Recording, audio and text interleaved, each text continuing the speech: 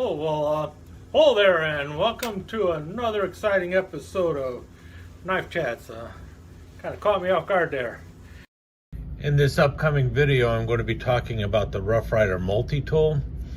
And, well, to me, this is a multi-tool. And this is a multi-tool. The Swiss tool is a multi-tool. And obviously the Leatherman is a multi-tool. For me, this is what defines a multi-tool. The fact that you open it up and you have a big pair of pliers or a pair of scissors or something out there. But it's the way it is opening up.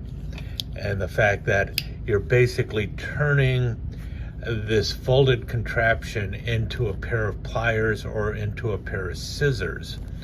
That to me is a multi-tool. Once you have it based on something like this, and I know a lot of people refer to this as a multi-tool, to me this is a multi-function knife. Even though this has a pair of pliers on it, you're not folding it out like you do a Leatherman. So for me, a multi-tool is always a Leatherman style multi-tool.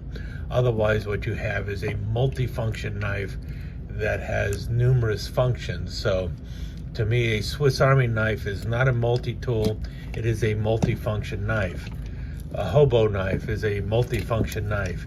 Even this Rough Ryder that has a crescent wrench on the end here, or actually an adjustable wrench. This is definitely not a Crescent brand wrench, but it is an adjustable wrench on a knife frame. And if it begins with a knife frame, then I consider it a multifunction knife. If it turns into a pair of pliers like this, or a pair of scissors, and that's really the main tool on it is the pliers, to me that is a multi-tool. Otherwise, what we're talking about are multifunction knives. I just wanted to clarify that because, well, some of the comments I make in this video coming up, I want to make sure that people understand what I'm talking about is the Leatherman style of multi-tool, not a multifunction knife such as a Swiss Army knife. I recently picked up the Rough Ryder Calypso Mulitool. Now, if you follow the channel, you know I'm not a big multi-tool person. You rarely see me talking about multi-tools on the channel because I rarely buy them. I rarely use them. About the only thing I find worthwhile on a multi-tool is the pliers.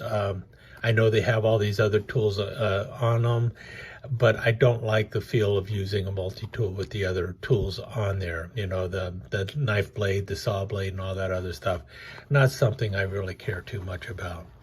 And so basically for me, all they are is a folding pair of pliers, and I'm not crazy about folding pliers. I guess I could put it that way. In any case, I have heard good things about this, and the price was right, so I went ahead and picked it up.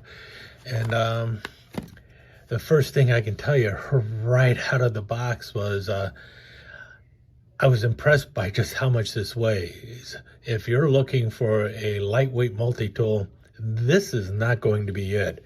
This thing is, you know, well, it's all steel construction and everything, and it's a little bit beefy and heavy. By comparison, this is the Leatherman I have, about the same length, but you can see how much skinnier the Leatherman is. This Leatherman has a whole lot more tools in it, has a lot more functionality going on with the rulers and everything else. You don't have that with the Rough Ryder here. That's one of my biggest complaints about it too, is for as large as this is, there's just not as many tools as I was expecting. I don't know why. Maybe I should have looked at the description a little closer. But in any case, you can see that, let's see, how much does this Leatherman weigh? I should have done this ahead of time.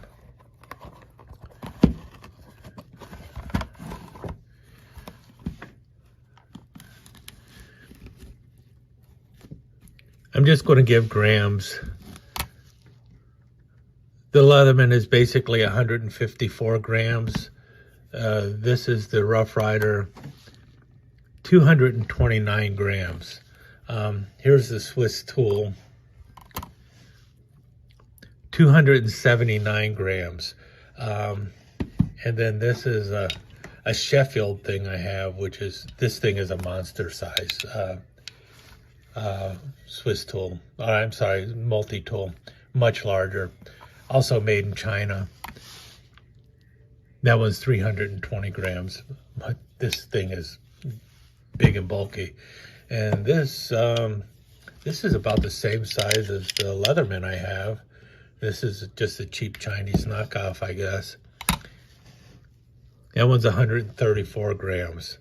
So again, this is heavier than the Leatherman by far. And how much difference was it? 279 versus 229. So 50 grams lighter than the Swiss tool here. The Victorinox, Swiss tool. So this is just 50 grams lighter and not nearly as functional as the Swiss tool. Now, the one thing that this knife does have, which is probably the selling point of it, you can hear it clicking. I mean, the build quality is not bad. There is a little bit of wobble in the handle. I'm not sure if I can tighten the pivot on the pliers or not, because that's really where the wobble is coming from. You have replaceable cutting edges here for, I guess that's for cutting wire and stripping wire and everything. Hopefully they have the replacement blades available. I don't know if they do or don't, or if these are a standard somewhere that are easily found. You know, if those exist, then that's a good thing. But the big selling point was the fact that the pliers are spring-loaded, so it'll bounce back out instead of you having to open it and close it like you do on this older Leatherman, where you are the spring. You have to move it yourself. And I think I have the same going on with this Swiss tool, which is an older Swiss tool. You know, yeah, not spring-loaded. So if you're a big fan of spring-loaded pliers, then this is probably a good thing for you. You know, and they're nicely shaped needle nose pliers. I'm sure they'd be functional enough. There is that little bit of give where it, you know, that the fact that you can move it a little bit to the side is a little problematic to me. It might just be this set that is that way. But my biggest disappointment in this is the lack of tools on the handle. I mean, one of the selling points of a multi-tool is that you have multi-tools. Well, this has basically a pair of pliers, the wire cutter stripper, and then you've got a nice knife blade. We'll not argue about that. It's a nice knife blade. It is a locking knife blade. It's got a liner lock there, which is good. And it is in D2 steel, if you can see it right there, D2. So D2 tool steel on the blade. Not the most comfortable thing to hold as far as I'm concerned. But it does lock, and you have a decent blade, and it's a good length of a blade. Yeah, just under 3 inches, so I guess that would be UK legal. And then on the other side, you have a saw blade that is also one-hand opening. The saw blade is really for left-handed. The main blade is really right-handed, so that's something else to look at. You've got this little nick there at the top. I'm not exactly sure what that's for. Oh, it might be so you can also pull it out with your hand if you don't want to use the thumb hole there. But the blade does lock in place and closes easily enough if you're left-handed. Yeah, you can also grab it here and pull it open. The other tools on here, and if you notice, there's a big gap there very big gaps. So there's definitely room for another tool or two inside here. They just replaced it with a washer. Maybe they're going to have other versions of the Calypso come out with more tools. In any case, you have a Phillips screwdriver, nice half stop. So if you want to do that and do some torquing, you can do some torquing with it. Also, it pops all the way open, and it's a decent enough lock. It's not a liner lock or anything on there. It is not truly locked. It is just friction that is holding it in place. Looks like it'd work for either one or number 1 or number 2 Phillips screws. You do have the thing so you can close it. And then the other blade is just your cap lifter screwdriver with another little wire stripper there, and I guess you could use this as a pry too, especially considering the way they have the tip there. You could use this as a little chisel or a pry or something. But that's all it is. That's all the tools that come with it. And it seems to me they could have put at least one more tool on either side, and then that would have been a little bit better of a selling point to me. It is not expensive. I think it's between $20 and $25, something like that. I do like the fact that the tools are on the outside. I just wish it had a couple more tools. I mean, for one thing, they could have put in a larger Phillips driver maybe, and maybe a secondary blade on, you know, like a small serrated blade going in there. There's also, how about a nail file? I wouldn't have minded a nail file. That would have been something that would have been nice to have been added into this, a nail file. Scissors would be asking too much, but a nail file and a maybe another type of a screwdriver tip or something going on for extra blades on here would have been nice. Maybe they're going to be doing that with other versions. I think the big selling point they have for it is, well, the tools being on the outside is a good selling point, but the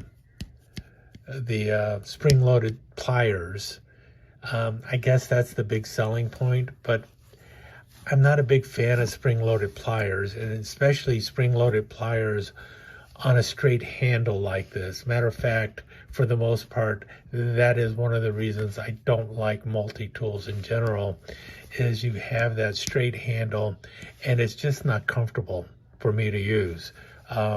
It's even less comfortable when you've got big gaps in the outside here, which you have, you know, and it's kind of necessary. You even have that with the Swiss tool. You've got the gap on the side there. This one feels a little more comfortable to carry and use than this. Of course, this is also a lot more expensive. Same with the Leatherman, but I don't like the gaps on the outside. And I'm not crazy about spring-loaded pliers. And this is a whole lot lighter to use and have handy. And so these are what I tend to carry instead of a multi-tool. The only advantage I see that a multi-tool has over your basic Swiss Army knife is the fact that you've got a big pair of pliers, but you've got a big pair of pliers that are uncomfortable to use for any length of real time, whereas you can get a decent pair of needle nose pliers for a lot less money, and they feel comfortable, and you've got a good surface that is actually grippable, and you can actually, you know, hold on to it nice and firm, and it doesn't tire you out when you're using it. So that's my problem with the multi-tool in general. So maybe I'm not the best person to be reviewing this, because I'm entering it right away with a negative opinion of multi-tools to begin with. It's solid, it's well built, it's lacking a few tools. It does have the advantage of a pocket clip, which I know a lot of people would like. You are going to have about 3/4 of an inch of it sticking out of your pocket if you are using the pocket clip. Any case, that's my thoughts on the Rough Ryder Calypso. I'm sure other people have a more positive review of it, but That's where I'm at. And take this with a grain of salt and the knowledge that you're looking at a person who is not really fond of multi-tools to begin with. Let me take just a second to thank you once again for dropping by and spending a few minutes here at Knife Chats with the Pliers.